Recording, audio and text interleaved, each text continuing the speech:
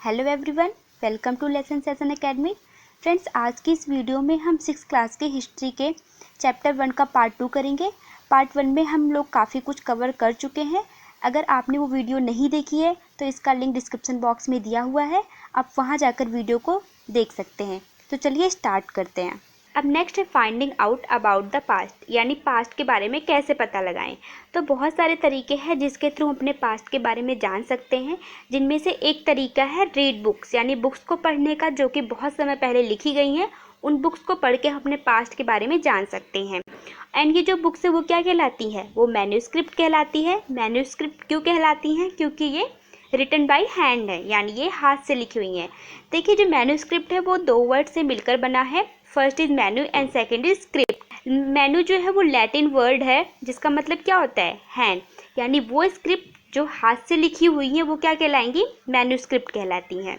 और ये जो स्क्रिप्ट है वो पाम लीफ, पाम का एक पेड़ होता है, उसकी जो लीव्स होती थी ये उस पर लिखी होती थी। एंड बिर्च नाम का एक पेड़ होता है जो कि हिमालयाज में होता है, उसकी छाल पर भी ये जो मैन्यूस्क्रिप्ट है वो लिखी होती थी। समय के साथ साथ ये जो मैन्यूस्क्रिप्ट्स हैं उसको कुछ को इंसेक्ट ने खा लिया और कुछ जो है वो डिस्ट्रॉय हो गई। बट उसके बावजूद भी कुछ जो मैन्यूस्क्रिप्ट्स थी वो सरवाइव कर गई और उनको टेम्पल्स एंड मोनेस्ट्रीज में आज भी संभाल के रखा हुआ है। टेम्पल्स में पुजारी रहते हैं एंड मोनेस्ट्रीज में कौन रहता है? मोनेस्ट्रीज में सन्यासी रहते हैं। और ये जो बुक्स है हमें बहुत सारी चीज़ों के बारे में बताती हैं, जैसे कि लोगों के जो रिलीजियस बिलीफ्स थे और प्रैक्टिसेस थी, जो किंग था उसकी जो लाइफ थी वो कैसी थी, जो मेडिसिन और साइंस उस टाइम की थी वो कैसी थी, इन सब के बारे में हमें ये बुक्स बताती हैं। और उसके साथ साथ कुछ महाकाव्य, पोएम्स और प्लेज यानी नाटक वगैरह भी लिखे गए थे, जो कि संस्कृत, प्राकृत और तमिल लैंग्वेज में लिखे गए थे। और इनसे भी हमें अपने पास्ट के बारे में पता चलता है। और जो प्राकृत थी वो उस टाइम की कॉमन लैंग्वेज थी जिसे ऑर्डिनरी पीपल यूज़ करते थे। अब जो नेक्स्ट वे है हमारे पास्ट के बारे में जानने का वो है स्टडी इंस्क्रिप्शन, यानी इंस्क्रिप्शंस की स्टडी करके भी हम अपने पास्ट के बारे में जान सकते हैं। इंस्क्रिप्शंस क्या होते हैं? ये भी एक तरह की राइटिंग्स होती हैं जो कि hard surfaces such as stone और मेटल, यानी पत्थर और धातु जैसे जो हार्ड सरफेसेस होते थे ये उस पर लिखी होती थी। कभी कभार क्या होता था कि जो किंग होते थे वे अपने ऑर्डर को इस पर लिखवाते थे ताकि जो लोग हैं उसे देख सके और इसको ओबे कर सके, यानी उसे मान सके। और भी हमें डिफरेंट टाइप्स की जो इंस्क्रिप्शंस है वो मिली है जिसे मैन एंड वुमेन ने लिखवाया था। एग्जाम्पल के लिए बताया गया है कि जो किंग होते थे वो अपनी विक्ट्री को, जब उन्हें किसी बैटल में विक्ट्री मिलती थी तो उसे वो रिकॉर्ड की फॉर्म में लिखवाते थे। एक इंस्क्रिप्शन यहाँ पे दिखाया हुआ है जो कि रूलर अशोका ने लिखवाया था, जो कि मौर्यन डायनेस्टी के एक फेमस किंग थे। और इसके बारे में आप जो है आगे के चैप्टर्स में डिटेल में पढ़ोगे। अब नेक्स्ट है कि जो पास्ट में जो बहुत सारे ऑब्जेक्ट बनाए गए थे और जिनका यूज़ होता था, हम उनकी स्टडी करके भी अपने पास्ट को जान सकते हैं। और जो इन ऑब्जेक्ट्स की स्टडी करते हैं वो क्या कहलाते हैं? वो आर्कियोलॉजिस्ट कहलाते हैं। आर्कियोलॉजिस्ट क्या करते हैं? जो बिल्डिंग्स बनाई गई थी स्टोन एंड ब्रिक की, यानी पत्थर और ईंट की, उसके जो रिमेनिंग पार्ट रह गए हैं उनकी स्टडी करते हैं। और इसके साथ साथ पेंटिंग और स्कल्पचर यानी चित्र और मूर्तियों की भी स्टडी करते हैं। And they also explore and excavate, और वो उसके साथ साथ जो है छानबीन भी करते हैं। और कभी कभार क्या होता है वो ज़मीन के अंदर यानी अर्थ के अंदर खुदाई करके भी जो सोर्सेज होते हैं उसको इकट्ठा करते हैं। ज़मीन के अंदर उन्हें जो है टूल्स, वेपन्स, पोट्स और पैंस, ऑर्नामेंट्स एंड कॉइन्स मिलते हैं, यानी उन्हें औजार, बर्तन और आभूषण और कई प्रकार के सिक्के भी मिलते हैं। और ये जो ऑब्जेक्ट होते थे ये बहुत ज़्यादा हार्ड होते थे, इसी वजह से ये इतने लंबे टाइम तक सरवाइव कर गए और नष्ट नहीं हुए। यहाँ पर देखिए, यहाँ पर कुछ पिक्चर्स दिखाई गई हैं। ये पॉट है, इधर कॉइन्स वगैरह है। ये हमें जब आर्कियोलॉजिस्ट ने जब खुदाई वगैरह की थी तो उनको ये मिला होगा। आर्कियोलॉजिस्ट जो है वो एनिमल्स की, बर्ड्स की और जो फिश की जो बोन्स वगैरह होती थी ये इसको भी ढूंढते थे ताकि उन्हें पता चल सके कि लोग पास्ट में क्या क्या खाते थे। प्लांट्स के जो रिमेन्स है वो बहुत ही मुश्किल से बच पाते हैं। और इसमें बताया गया कि जो सीड्स ऑफ ग्रेन, यानी जो ग्रेन की जो सीड्स हैं, अनाज के जो दाने हैं, और पीस ऑफ वुड यानी लकड़ी के जो टुकड़े हैं, वो अगर जल भी जाए तो भी क्या होते हैं? वो जले हुए फॉर्म में भी बचे रहते हैं। जो हिस्टोरियंस क्या होते हैं? ये इतिहासकार होते हैं। और ये किसकी स्टडी करते हैं? ये पास्ट की स्टडी करते हैं। और जो भी इंफॉर्मेशन इनको मैन्यूस्क्रिप्ट या इंस्क्रिप्शंस या आर्कियोलॉजी के थ्रू मिलती है उसके लिए ये लोग कौन सा वर्ड यूज़ करते हैं, इसके लिए ये लोग सोर्स वर्ड यूज़ करते हैं।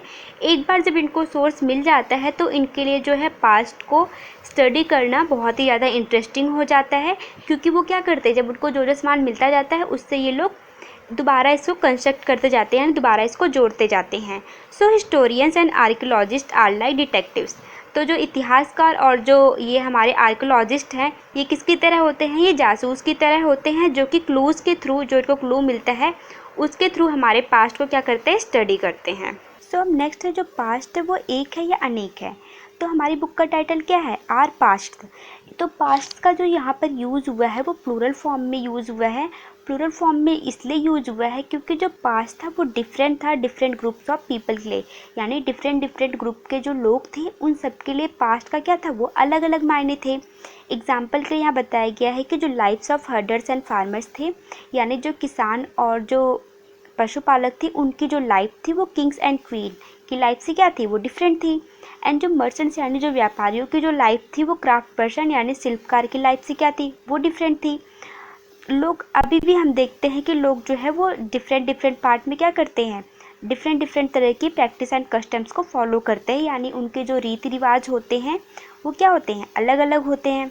फॉर एग्ज़ाम्पल यहाँ बताया गया है कि अभी भी जो अंडमान आइलैंड के जो लोग हैं वो अपने फूड के लिए यानी अपने खाने के लिए वो फिशिंग करते हैं यानी मछली पकड़ते हैं, या फिर हंटिंग शिकार करते हैं, या फिर फॉरेस्ट के प्रोड्यूस को कलेक्ट करते हैं।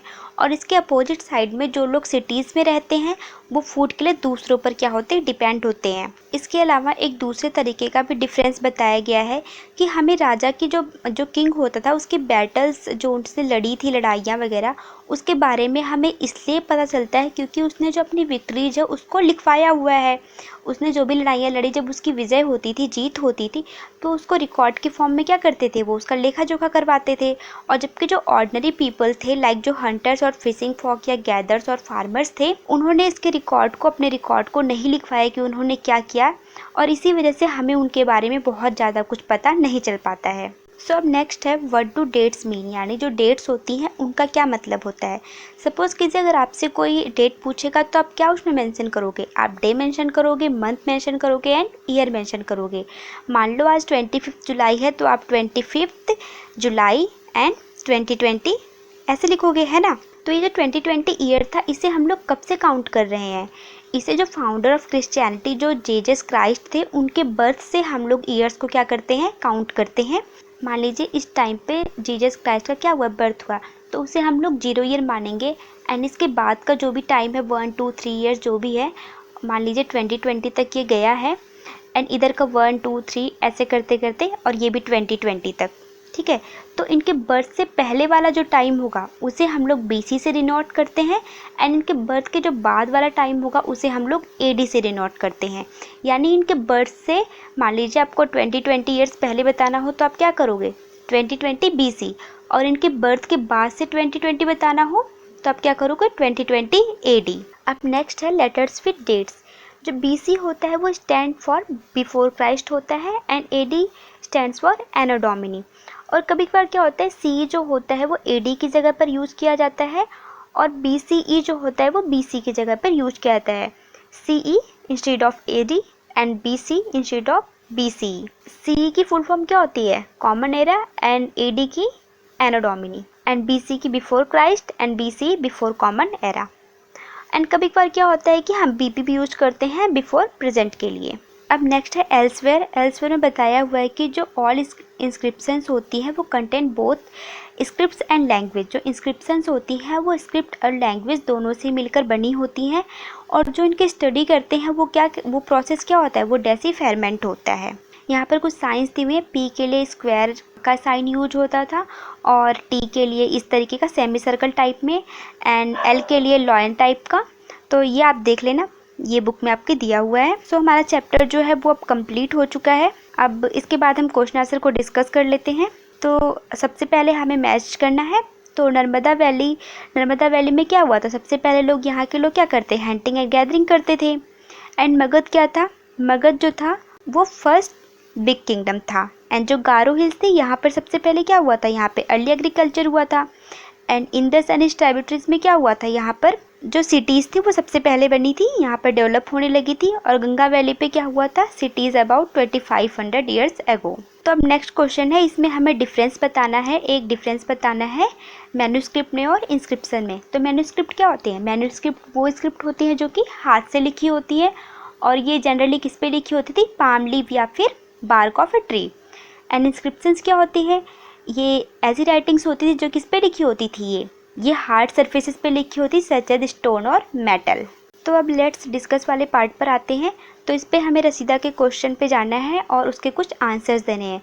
तो रसीदा का क्वेश्चन क्या था, पास्ट के बारे में लोग कैसे जानते होंगे, जो मैन्युस्क्रिप्ट थी और जो इंस्क्रिप्शंस थे और जो आर्कियोलॉजिस्ट को जो कुछ सामान मिले हुए थे, जो उनको स्कल्पचर मिली हुई थी, उनको जो पेंटिंग्स मिली हुई थी, उनको जो कॉइन्स मिले थे, उनको जो वेपन्स मिले थे, इन सब चीज़ों से हम अपने पास्ट के बारे में जान सकते हैं। अब नेक्स्ट हमें उन ऑब्जेक्ट्स की लिस्ट बनानी है जो कि आर्कियोलॉजिस्ट को मिली होगी। तो उनको क्या क्या मिले होंगे, उनको कॉइन्स मिले होंगे, उनको वेपन्स मिले होंगे, उनको ऑर्नामेंट्स मिले होंगे, उनको पेंटिंग और स्कल्पचर्स मिली होंगी, है ना, ये सारी चीज़ें जो है वो उनको पॉट्स मिले होंगे। तो ये सारी चीज़ें उनको मिली होंगी। तो हमें लिस्ट बनानी है उन चीज़ों की जो कि स्टोन से बने हो सकते थे। तो स्टोन से क्या क्या बने हो सकते हैं, स्टोन से जो बिल्डिंग्स हैं और जो वेपन्स थे, टूल्स थे एंड ऑर्नामेंट्स थे, और कुछ कुछ जो स्कल्पचर्स वगैरह थे वो सब किसकी बनी होती थी, वो स्टोन की बनी हो सकती थी। अब जो नेक्स्ट है वो ये है कि जो ऑर्डिनरी मैन एंड वुमेन थे वो अपने जो रिकॉर्ड थे वो क्यों नहीं लिख पाते थे या क्यों नहीं लिखते थे।